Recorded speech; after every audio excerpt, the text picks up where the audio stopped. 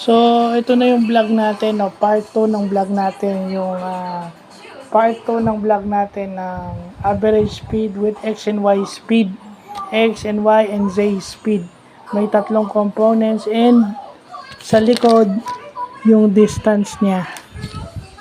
So, example natin, no? So, ayan. Ayan yun, average speed, ayan. And then yung distance niya. Yung distance niya, product of the speed over difference of speed times time. So, i-convert mo minutes yan. Usually in minutes yan.